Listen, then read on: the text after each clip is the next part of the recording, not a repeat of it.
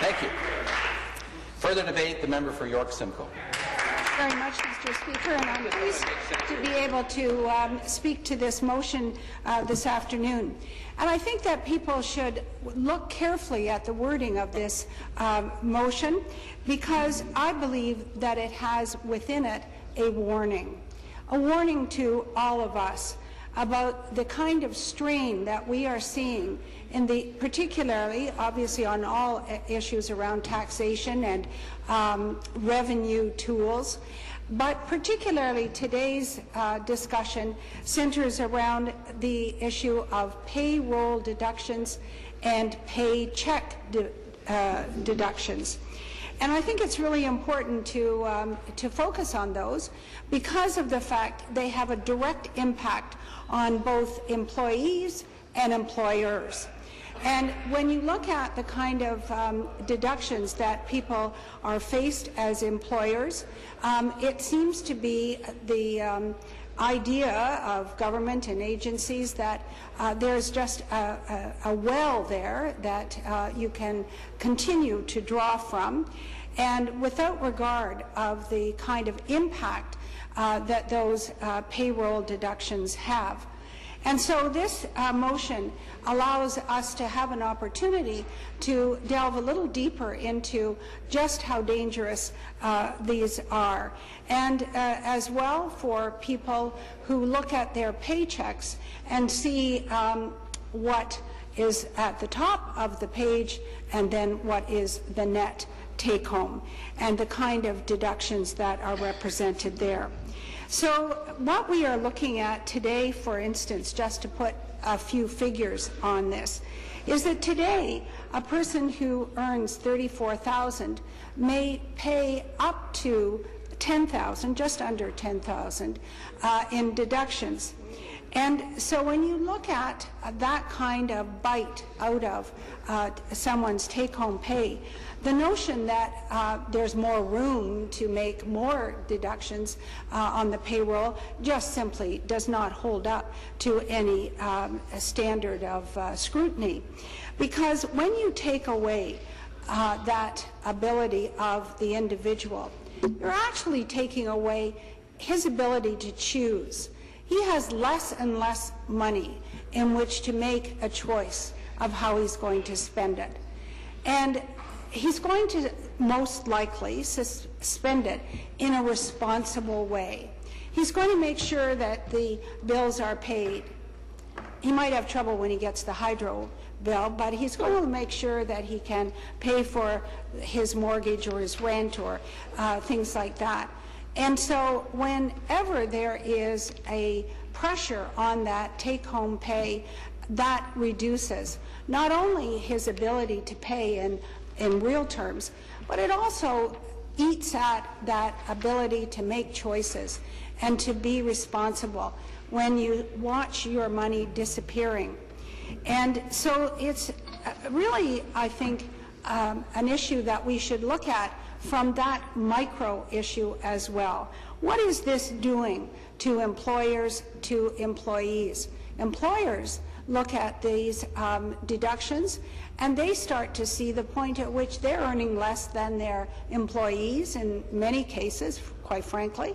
And they're also looking at how can they adjust their business to stay in business, but maybe it means having to let someone go.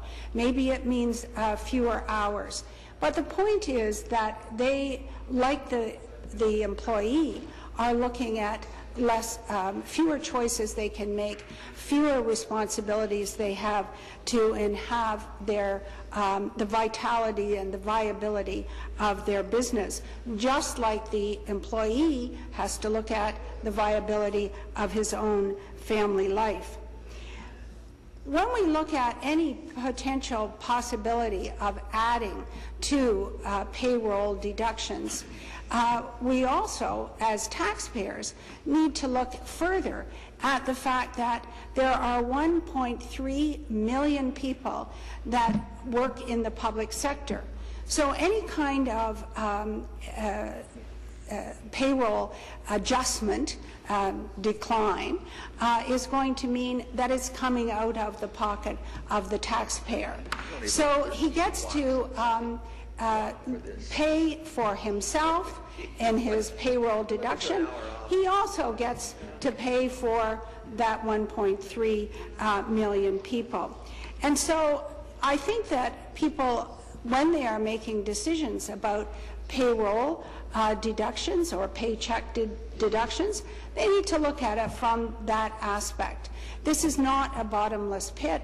It is not a well without a that just goes on forever.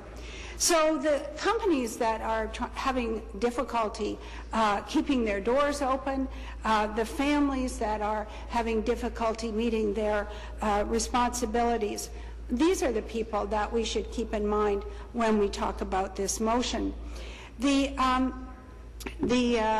problem is that the government has mused about adding payroll taxes, and it's very important to look at what others say about that. And we certainly have lots of evidence to suggest that this is a very dangerous precedent to begin.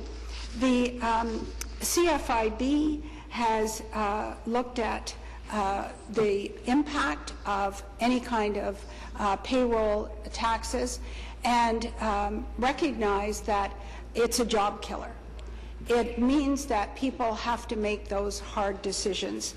And so when you look at the problem of the expert advice and many others who have identified this kind of problem, they have also been able, through the Ministry of Finance, to look at their analysis. And their analysis shows that for every 2 billion, I have it written down, 2 billion people, that $2 billion, it's equal to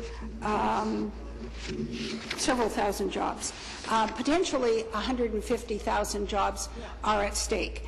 And so that's the kind of thing that on a macro level should make an impact on people that who might skate over the problem of the individual or the individual business.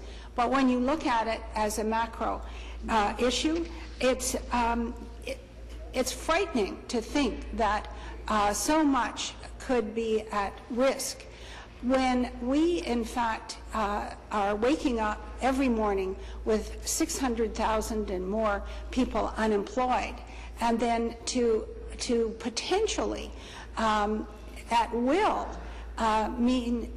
take steps that would mean a further 150,000 people that would be out of work. So any kind of payroll tax is a job killer, and obviously a new payroll tax would be a detriment to Ontario's economy. It's really a concern when you look at the fact that so much investment is fluid today. People can take their money out of the province or they can bring it in. And when you consider that there's that fluidity with investment, it also means that we live in a very competitive world for job creation. And so it's most important that the governments live within its mean. And what we are looking at today is the opposite. The purpose of this motion is to provide a warning, and it's also to recognize that you need to have a plan. Tim Hudak has provided that plan, and we recognize the value of a job, and that is the centerpiece for our plan. Thank you. Thank you very much.